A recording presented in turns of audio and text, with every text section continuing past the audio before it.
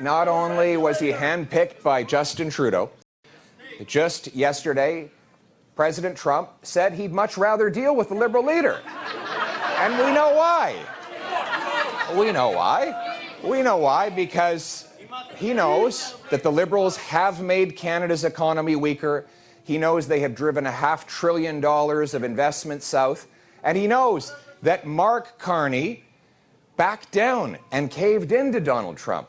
Only 6 days after Trump threatened tariffs against Canada back in November, Mark Carney sat down at a mahogany boardroom table and he signed off on moving his corporate headquarters from Canada to New York, Donald Trump's hometown, taking jobs and opportunities away from Canadians and giving them to Americans, just like Trump wanted.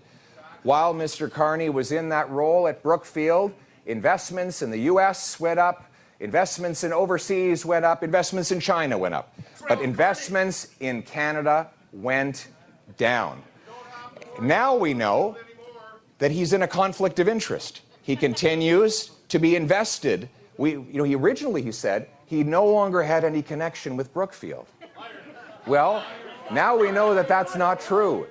He has millions of dollars of stock options and other hidden investments that would ensure that as Prime Minister, his interests would be acting against the interests of our country.